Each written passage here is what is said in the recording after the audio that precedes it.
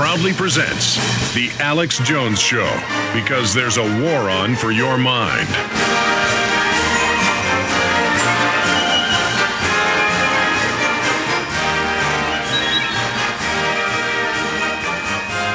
Welcome, ladies and gentlemen. Welcome. We're now 8 minutes into this second hour today. We are simulcasting the remainder of this second, third, and fourth hour at prisonplanet.tv. I want to say hi to all the viewers out there tuning in. Charlie Sheen is going to respond to the media hit pieces and their cowardice coming up in about an hour and 20 minutes with us today with some other big announcements. Phase 2 in our operation to put 9/11 truth back on the front burner and not just let the establishment put out new fake bin Laden tapes and not just let the establishment have more fake terror raids. Remember, it came out that Sheen had done fake terror raids in New York, wanted to use Army against U.S. citizens to set the precedent, to use the Army against the general public. It's all about precedent setting with these lawyers.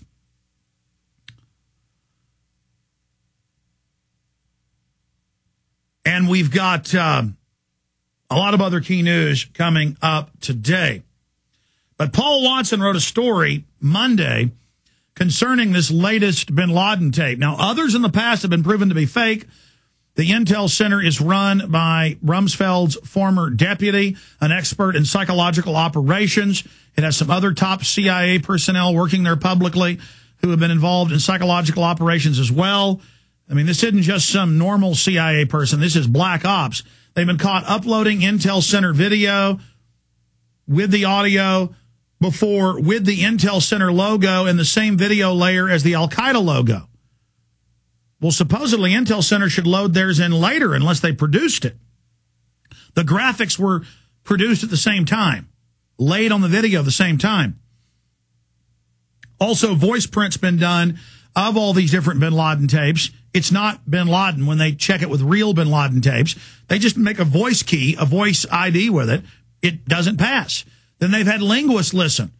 It's not Osama bin Laden.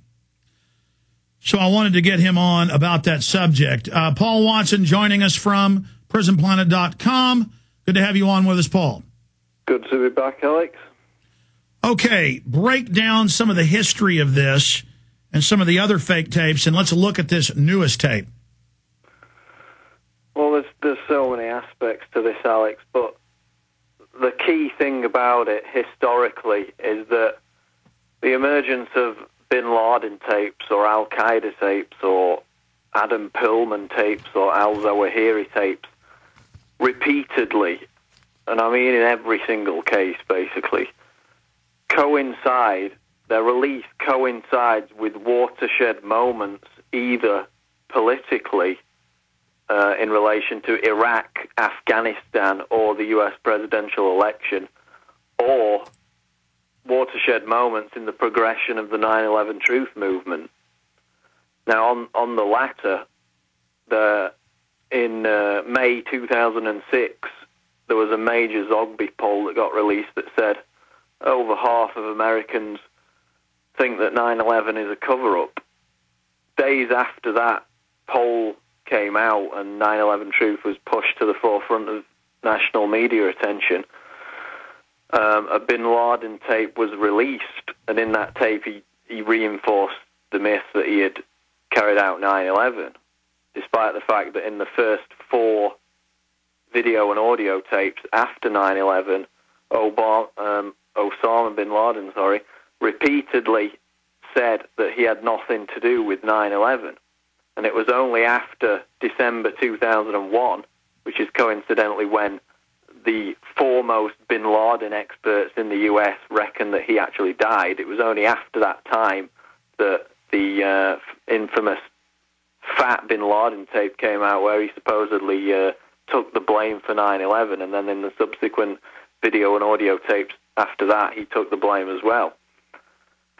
So obviously now you have Charlie Sheen last week coming out and pushing 9/11 truth back to the forefront of national public attention, and lo and behold, a new bin Laden tape gets released. So from that perspective, it does have ties to progression within the 9/11 truth movement is normally followed by the establishment attempting to reinforce the official story by having bin Laden or al-Zawahiri come out and reinforce the official story that al-Qaeda carried out the attack. But even more strongly is the historical track record of these videotapes coming out immediately around the time that either the Bush or now the Obama administration need some cover, need some support for their failing agenda, both in Iraq and Afghanistan. Now, probably the most infamous example was right before the invasion of Iraq, when Colin Powell was making his infamous presentation to the UN. Powell referenced the fact that an audio tape would soon be released in which bin Laden claimed he was allied with Saddam Hussein, and that this tape would be broadcast shortly afterwards.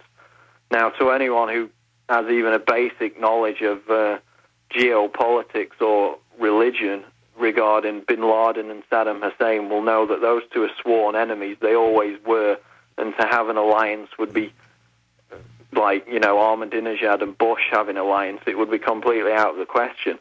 But Powell forecast that a tape would be released that proved a bin Laden link to Iraq, and lo and behold, it was, and that was a key.